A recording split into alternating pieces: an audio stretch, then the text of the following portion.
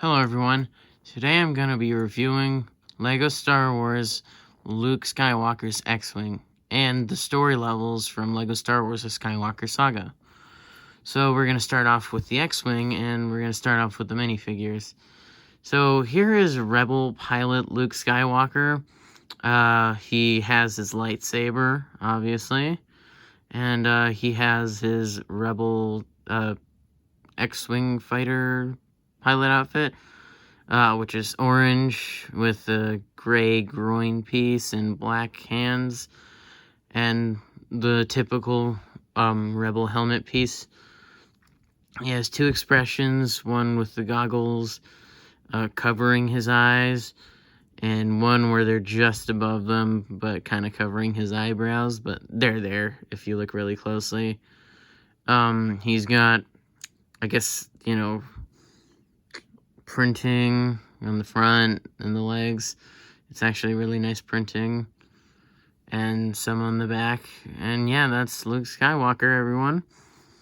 Next up, we have Princess Leia. And she has a blaster, a tiny one. And she's in her dress from episode 4. And she has the dress piece rather than regular legs, unlike her Lego minifigure and the trash compactor diorama. And this dress piece has printing to kind of match the wrinkling detailing of her dress up on her torso. And she has two faces as well. This one, which kind of looks like, I don't know, an angry face, and this one which looks more like a smirk, and she's got the hair with the buns, which is actually kind of cool, and the molding pretty cool. And that's Princess Leia. Next we have a character called General Dodonna. As his name would imply, he's a general from the Rebels. He's got white hair, which is like the same as Doc Brown from Back to the Future. I really hope I didn't butcher that in any way. And he's got a silver blaster, which is really cool. And he's got a jacket robe thing that kind of extends to his legs too. He's got a belt on there, reflective. Also, so is Leia's, I think, and Luke's. I think they got some reflective on there. That could be the lighting, but whatever. He's wearing his shirt underneath. It looks like a V-neck t-shirt. Or no, not a V-neck. One of those fancy shirts, I guess. But I guess it doesn't have buttons. And, yeah, that's General Dodonna, everybody. Oh, wait, he has, two facial expressions as well. Yeah, now that's General Dodonna, everybody. And finally, we have R2-D2. He's relatively a simple build. One of these tiny dome pieces with printing on it. And one of these, and two of these leg pieces, or whatever you would call them. And the body, pretty cool. I have another one, but this one's newer. But if you notice, the printing kind of goes up and is like, it's kind of weird, kind of uneven. I don't really know what that was, but I don't think I'm the only one with that. But yeah, I think his printing is identical to the other one I have. And yeah, that's R2-D2 for you.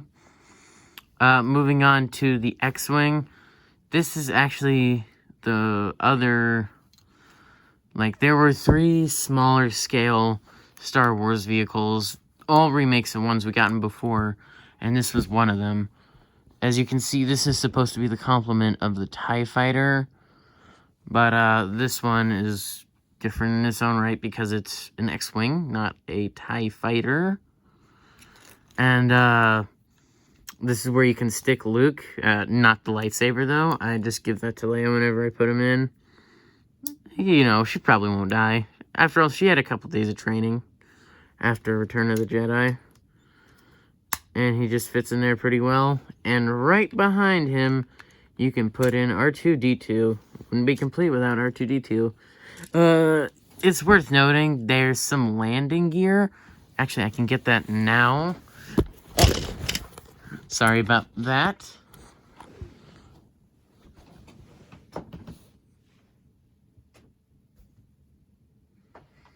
Don't want the camera to fall, everybody. After all, these are unscripted videos, so not perfect. I don't really like the landing gear because one of them is kind of unstable because it had to be for the landing gear to work. But basically, what you want to do is stick this yellow end over here and this is very loose. This is the one I don't like. And I added this piece that I am touching in the middle myself to match the top, but that doesn't come in the set.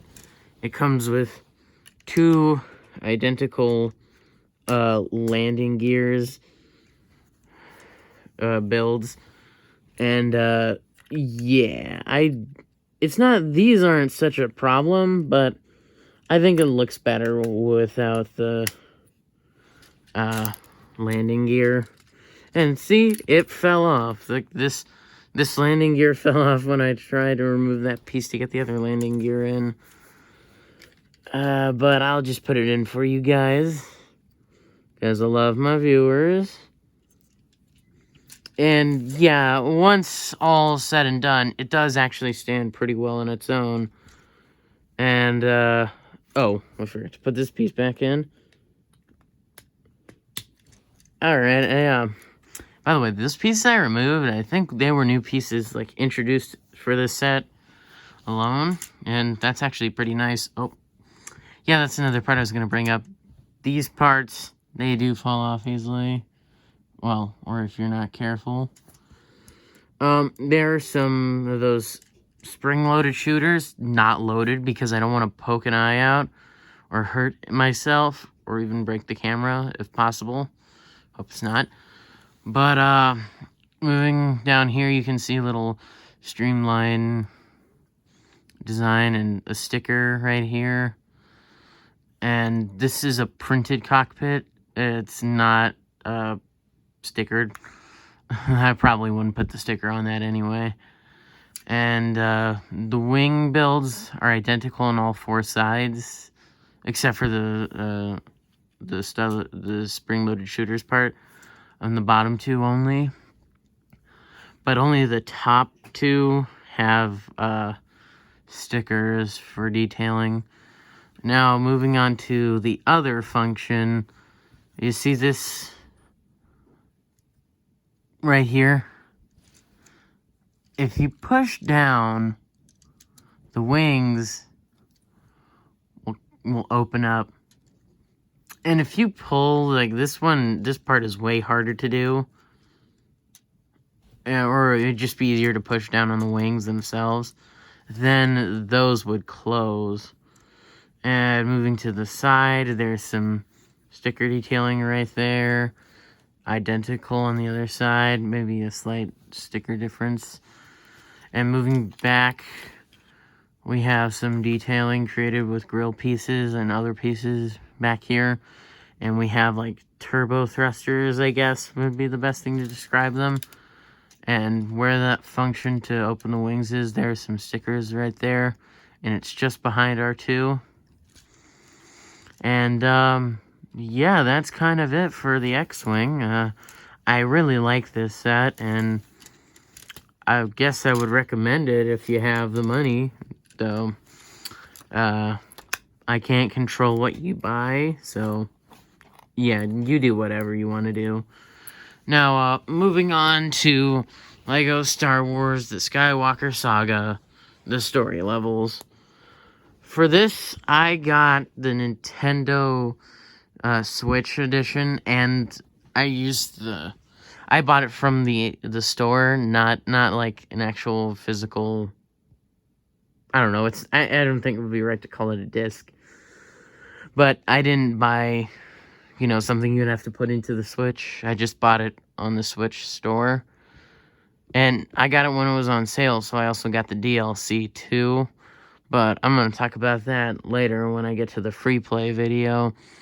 But we're gonna start with the story levels, of course.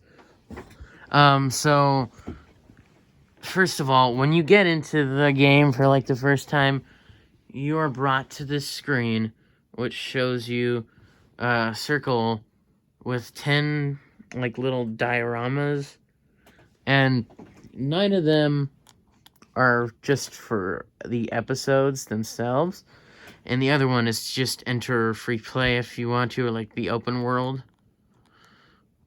And yeah, I just I started with the story levels because I felt that would be right. Like, that would be the right thing to do. And I started, like, you get an option of which trilogy you want to start with.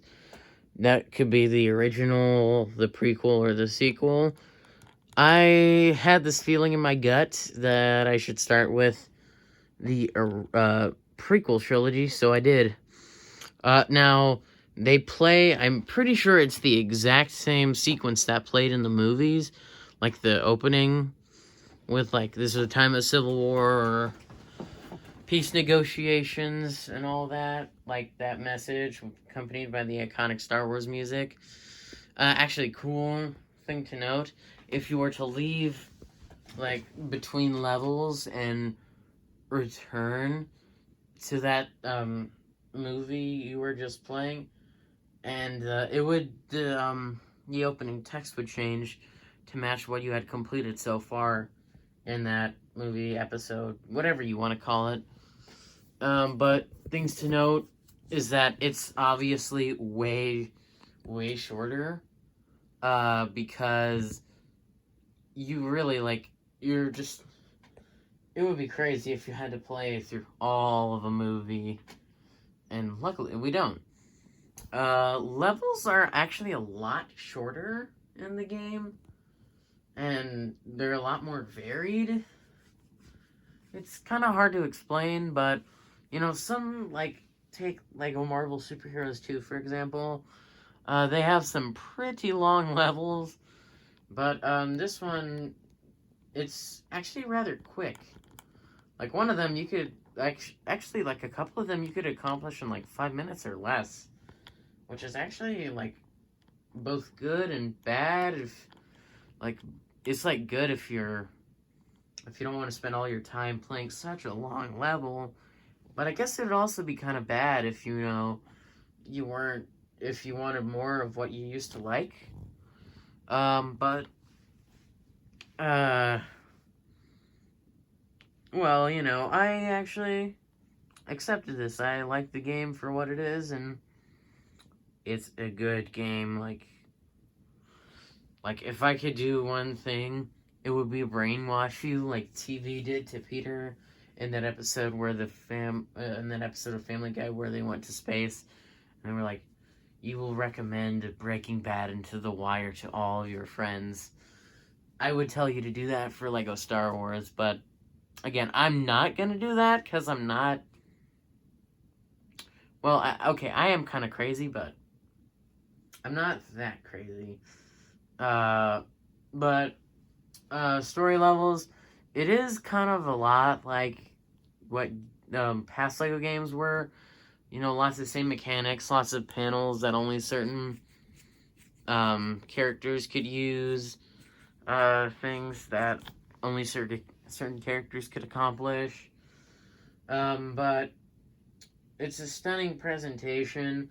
This game it does focus much more on open world than like all other Lego games, not just Lego Star Wars games, but really all Lego games.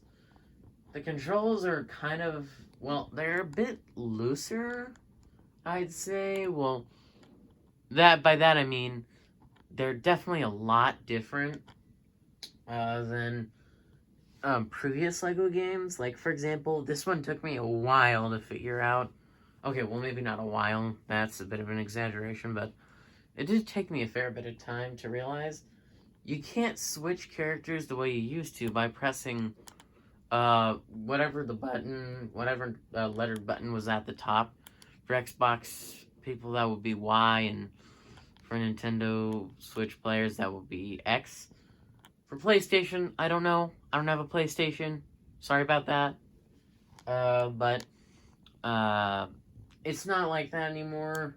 You have to use the two buttons at the top, like not the ones that are like at the end of the handle, but the other ones, like the ones in front of those. And that's actually fine because technically, also in other games, it could work like that. Like, you could do that. But now in this game, it's kind of your only way to switch characters. And,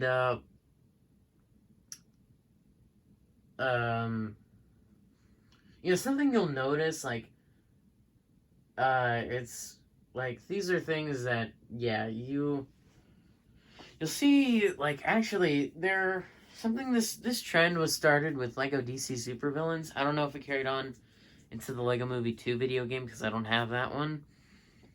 But where games before that used to have 10 mini kits per level you needed to collect, now, starting with Lego DC Supervillains, you only have to find 5 of them per level, and that carried over to Lego Star Wars, the Skywalker Saga. And actually, like,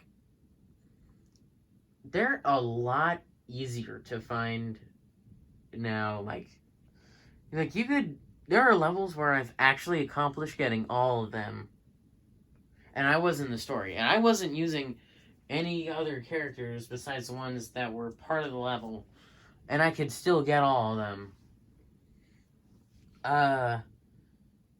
But there are different kinds of levels, like ones where you're in a ship, and others where, you have to do things as characters. And, yeah, I actually like, there's, I guess, a little challenge to them. And, something that was introduced with the last Lego Star Wars games, although it didn't really make a comeback in any other game up until Lego Star Wars: The Skywalker Saga, was the idea of a blaster battle where you had to hide behind little Lego wall and try to shoot enemies who are also hiding and trying to shoot you back. This one, it's much more loose. While you can do that too, you could also just go up to them and straight up blast them, or fight them hand to hand. I like that. I like having the choice. And something that you'll notice when playing it, again, like I said, the levels are shorter, but that's also because they do this little bit now where, like, constantly, where instead of just doing another level to get from place to place, it's really just more of little open world going to the next place you need to go to. You could explore on the way, or just, ignore your objective and just explore. But it's not like a level. It won't contribute to getting studs to a certain amount of studs to reach True Jedi, which is what you get when you get 100% of all the studs, when you get enough studs per level. And I actually like that. It's pretty cool. I mean, it's been tinkered a lot with in Lego games, but I think this one handles it the best. And so the next thing I would like to talk about is something that really frustrated me. And again, this is because I started with episode 1, The Phantom Menace. It's that in order to progress, after you meet Luke, wow, I just acted like it was the original trilogy. After you meet Anakin, like little boy Anakin, what you have to do is win the pod race. And the thing is, the story can't progress without it. And so I had to do it either twice or 3 times. I can't remember exactly. But it's kind of annoying that you had to do it to progress through the story. Especially because I can't even tell if I can't even remember now if it was a level. I don't think it was. Anyway, and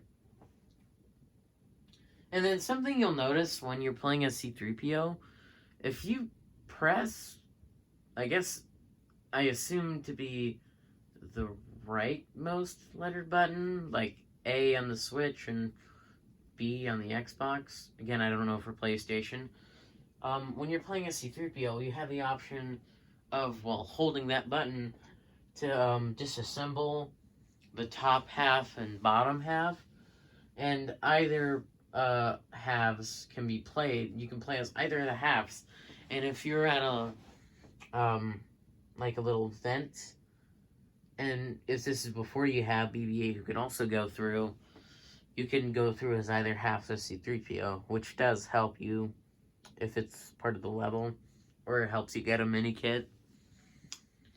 And mini kits, they'll unlock micro fighter ships.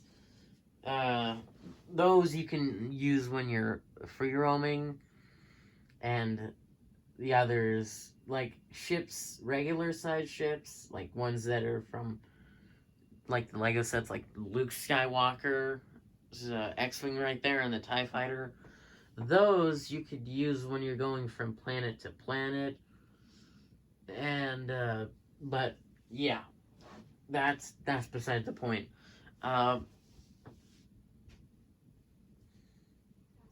There are actually, like, cutscenes are so beautiful, especially because there are a lot of jokes involved. Like, in Episode 3, Revenge of the Sith, they bring back the iconic meme of General of Hello There and General Kenobi. That's really good. And they start off the fight, like the cutscene before the boss fight with General Grievous starts, is a dance battle, and once you've beaten him,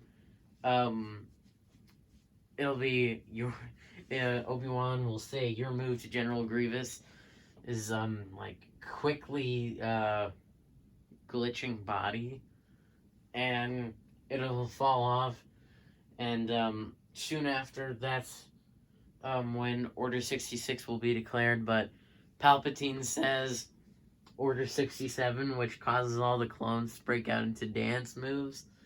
And before he takes a look at an instruction manual of how to build a clone and says Order 66. It's actually quite hilarious. And then later,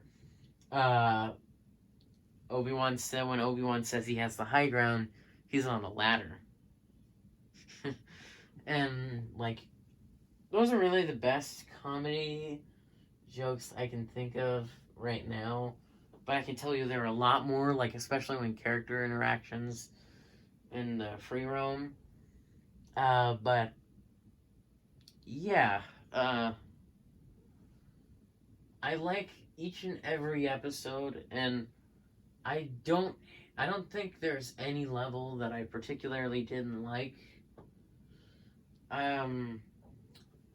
Especially the levels where it's like you're doing, like when you're destroying the Death Star or running a mission at the beginning of Episode 9. Those are easy ways to rack up a lot of coins. And believe me, you're gonna need them for like upgrades, not upgrades, for like the stuff you would usually have to get red bricks for in other games. In this game, you can only do this in free roam, but you have to collect things called data cards found on different planets that you can explore, and that I'll get to in a later video. But using data cards and loads of studs, you can get the kind of extras that you would originally need a red brick, and then the studs to acquire. Another thing you should definitely be looking out for is that space travel is a lot of is a big part of the continued story, like the story parts, not like the level parts. But and this is something I'll also get to in the free roam video. But gold bricks in this game have been replaced by Kyber bricks. You know, kind of based on Kyber crystals, what a Jedi builds their lightsaber with. Also the Sith. And if you were to and like on each planet's space, like just outside their space there's this, and this is for all of them, there's this Kyber brick meteor, basically, and if you destroy it, it gives you 5 bricks. And keep in mind, it's supposed to be on every planet's space, so for whichever planets you have to travel to during story modes, during the story mode, you would definitely want to destroy those Kyber bricks before you continue with the story, because you can use the Kyber bricks for your upgrades. And that's something I'm going to get into now, probably save myself from the next video, is that upgrades, like, this is the first time they've done it. They don't really do upgrades, I guess, up until now, really. They haven't really done upgrades before, but now, like, yeah, they have this upgrade thing. Yeah, I've said it a lot. But now, basically, they have these attributes and separate classes for, like, characters based on what their role was in, like, Star Wars, the movies and all. And basically, there's, like, a core upgrades, which, you know, upgrades that'll go to every character, like faster sprinting, which you can do at any time. It'll automatically trigger on its own after, like, a couple seconds of running.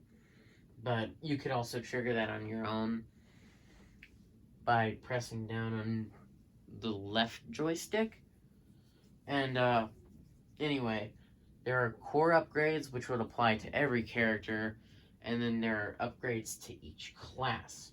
Now, classes, like, their rank, what they are identified as, like, Jedi, hero would be, like, rebels in the Resistance, or anybody who's not kind of evil, I guess.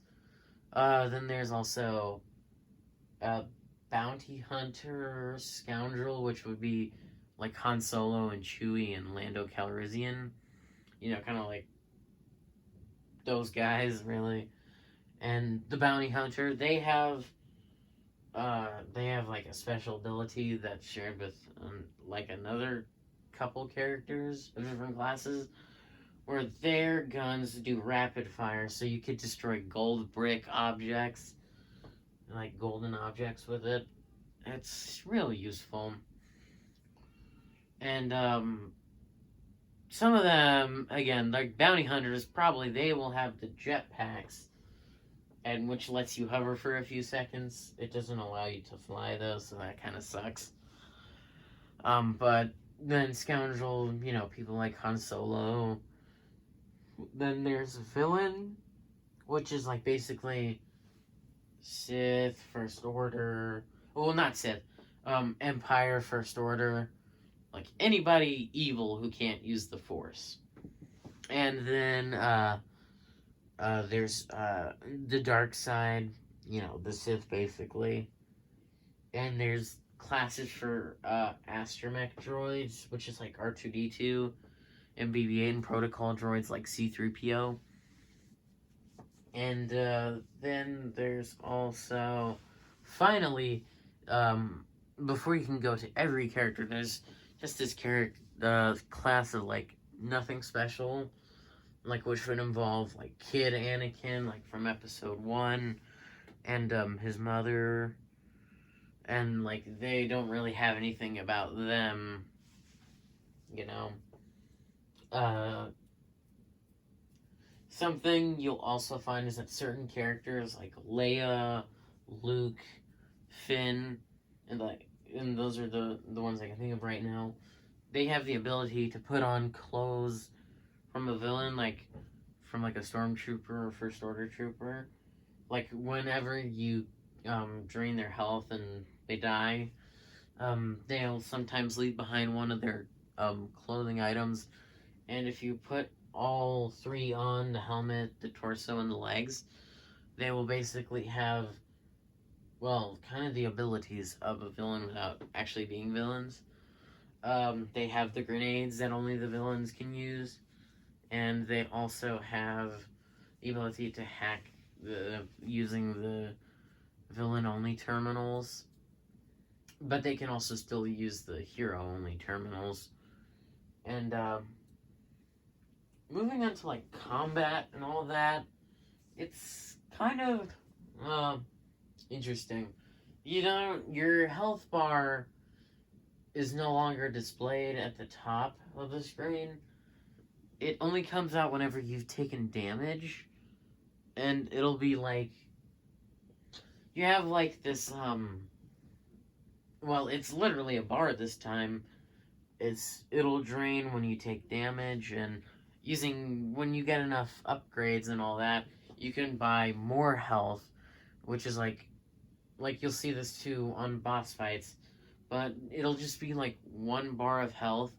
But if there are shields, like tiny shields above it, that'll tell you they have that many bars of health above it. So like, and it's +1, I guess. So basically, if you have 3 bars, which is the most you can have, I mean, yeah, 3 shields, you have 4 bars of health before you die.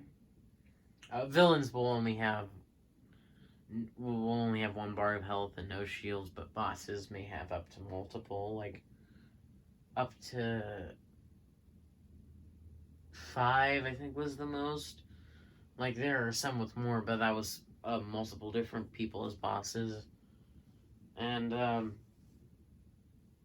yeah, combat, like things are different now. What it used to be is like if you would press X, it would fire your weapon, or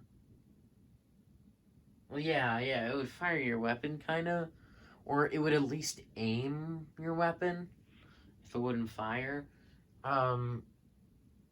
Now what you have to do to fire is press the right button. Is press the right button at the end of the at the end of the handle, like the one, that you would see as like pressing like a camera button or something. But imagine that for the right hand, and that's how you fire. And if you do that same thing but with the left, that's how you aim. And it's kind of, I actually kind of like it, although it does kind of make it uncomfortable when you're first getting used to it, because that could really make or break it for you until you get enough health that you won't just die immediately. And yeah, just like characters with guns, if you were to press the left button, like X on the Xbox and Y on the Switch, you would just hand-to-hand combat fight. But that's it still remains the same from like the last Star Wars game with Jedi. They would pull out their lightsabers and fight with them. They can also aim their lightsabers and throw them too. It's like I guess a boomerang. It'll come back to them. And yeah, it's actually pretty good. They can use the Force a lot in the game. Like there are sometimes when you have to move something with your hands, like your character's hands, to progress. But Force users, that would be Jedi and the dark side, they can do it using the Force, and no one has to stand and move it manually, which is actually pretty cool and awesome. And you know,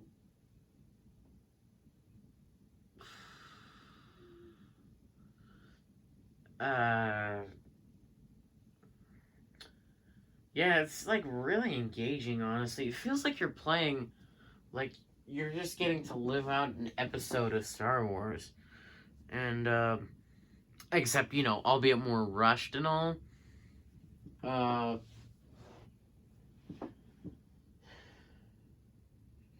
um, yeah, they still stick to that thing where you have to have at least 2 players. Well, not 2 players. You need to have at least 2 characters out.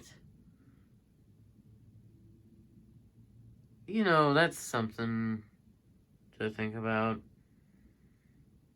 I don't want to miss anything, but I'm drawing a blank, so I can't tell if I've gotten everything or there's just something slipping my mind. I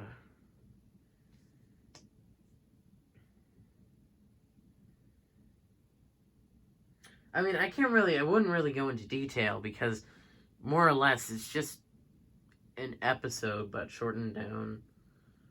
It's just an episode of Star Wars but shortened down to match what we got in the game.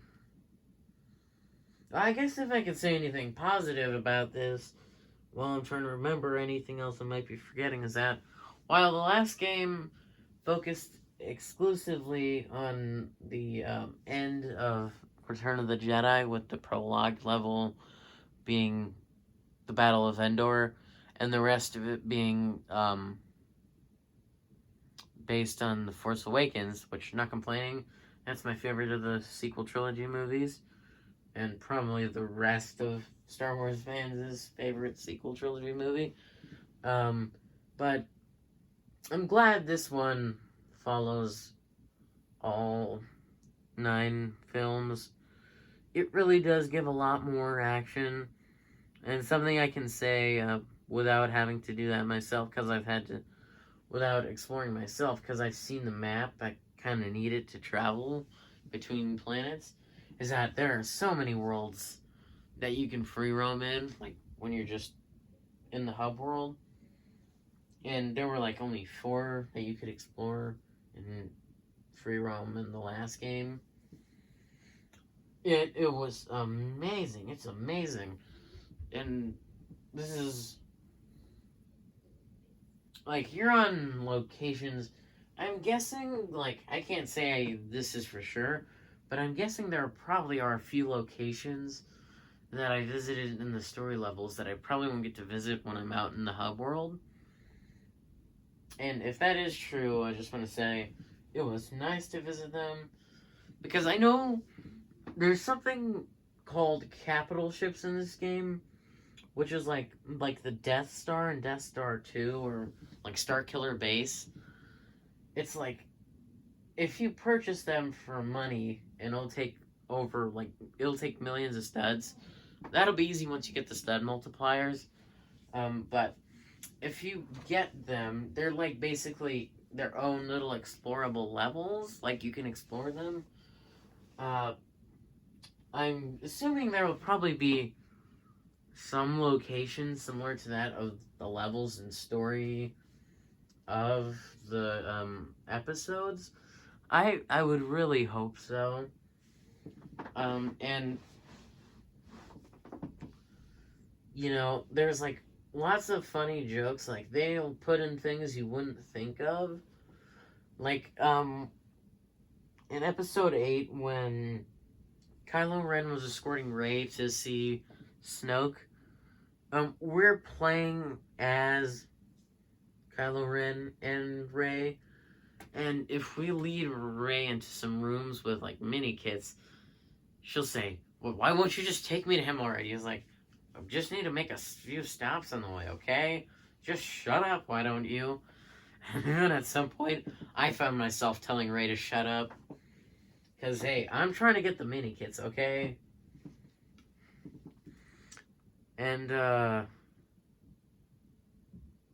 like, free play is more or less the same. I've been confusing free roam and free play. Free play is just replaying the levels, but with whatever characters you want to, and free roam is just exploring the Hope Worlds. Free play is just more or less the same. You could, you could just use this chance to get all the mini kits, which, yeah, I probably need to do that to unlock all the microfighter ships. And, well, I can say this game is, like, so rewarding to play, so good. LEGO really put a lot of thought into it, and so did TT Games. I would say that this was worth the delay. It is well worth the price. There's so many worlds to explore. The levels are fantastic. The story is fantastic. And it is modeled beautifully after such a great franchise. And that'll be all for now. I'll see you again when I review the free roam portion of the game. And possibly after I've gotten a taste of what the capital ships are like. I'm currently trying to go for the ×8 stud multiplier.